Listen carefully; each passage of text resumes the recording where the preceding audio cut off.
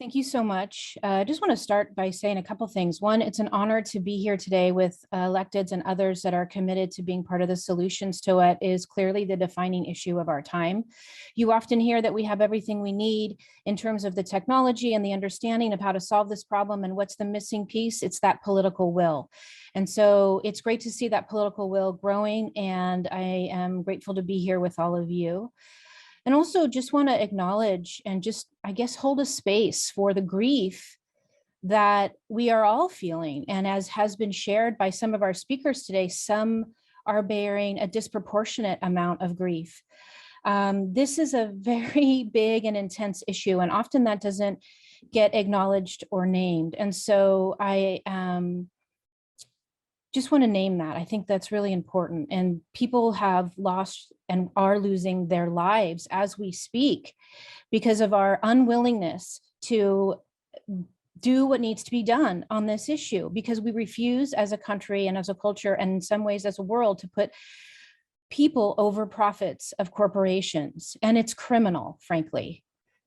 You know, as was noted, today is the solstice. We have everything we need to create a clean, renewable energy future that centers justice and jobs. But as we speak, I think yesterday it was almost 130 degrees in Iran.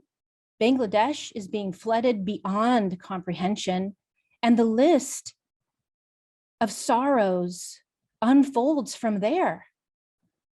And as we know, the millions and millions, if not billions, of climate migrants that are starting to be on the move and will continue to be on the move will be part of why the climate crisis is the biggest threat to our and global national security, which makes it particularly frustrating that the Department of Defense is the primary user, beyond, like, without comparison, of user of fossil fuels. And most of these wars are resource wars, mostly fossil fuel oriented. And so we cannot just address climate crisis by just talking about fossil fuels. And we cannot just address war by just talking about war, so to speak. These two things are interwoven. They go together. And that's why when I was mayor, amongst many of the things I was proud to do were divesting from both fossil fuels and the military industrial complex. Because we're really not just talking about keeping fossil fuels in the ground. We're not just talking about stepping away from extractive, destructive technologies. We're talking about stepping away from extractive, destructive ways of being with each other.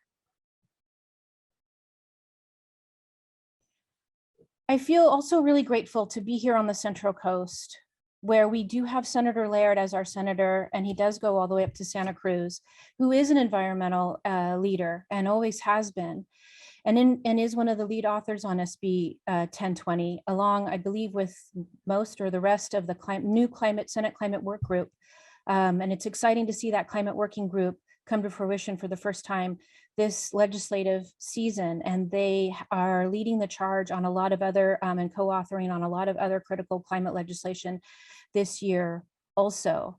So I'm grateful to him. The Central Coast is sort of becoming really the hub of, on climate or renewable energy in particular, with our potential of having the offshore wind technologies in Morro Bay, in addition to the battery storage in Morro Bay. We have a lot of other, we have the biggest or one of the biggest solar plants here on the solar fields on the Central Coast. But we also have the last operating nuclear power plant, which I recognize is controversial, and people have strong feelings about keeping that going or shutting it down. But regardless of how you feel about that particular question, the reality will remain for those of us that live here on the Central Coast that we will be bearing the burden of that nuclear waste for eternity in all likelihood. Let's not forget that Diablo Canyon was built at a time when they did not realize they were building a nuclear power plant on a fault, on the edge of a cliff. Now, you might say that there's been a lot of things to do to create safety there, but we know that with our changing climate that we are in an unprecedented moment where we really cannot count on things being as they were. We can only count on them being as they have not been yet. So this is an incredibly potentially dangerous situation that, as has been noted, we ultimately do not need to make this kind of choice if we can move swiftly and robustly towards the truly renewable energies that we need, which are still not perfect. We recognize that too. Like, we also need to acknowledge that. In policy and in life, you're always going to be exchanging one problem for another, right? There's no perfect solution. So we need to really start talking about the problems that we want to have. And sacrificing communities of color is not on the table. And sacrificing people in general should not be on the table.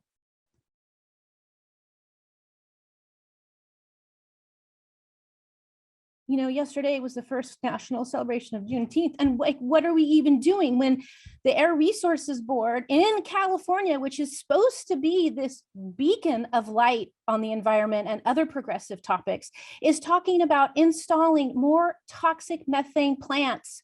I'll tell you where they're not going to be. They're not going to be in San Luis Obispo, where it is a predominantly white, affluent community. That's just so wrong on every level. And we have to do everything we can to keep that from happening.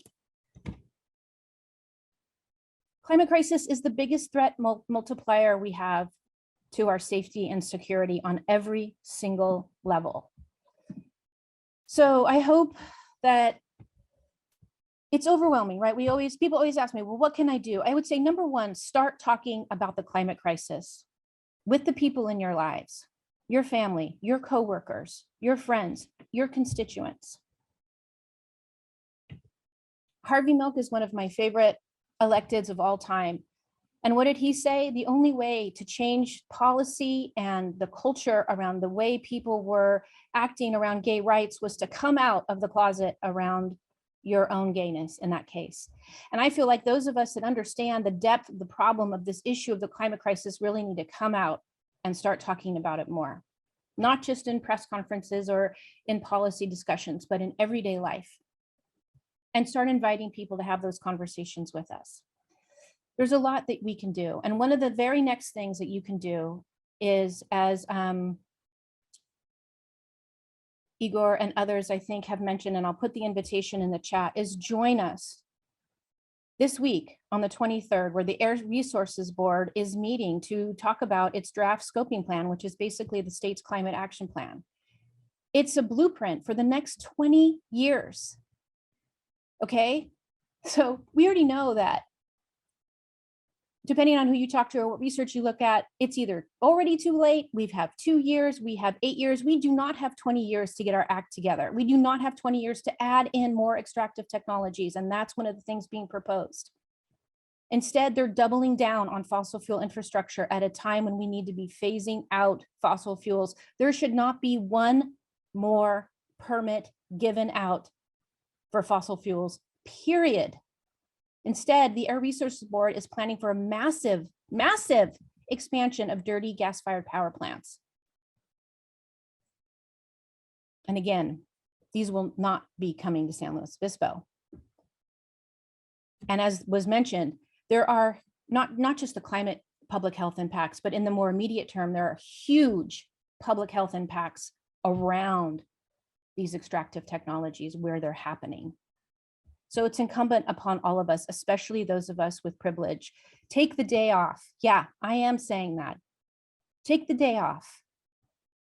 Make an effort. Join us. It's that important.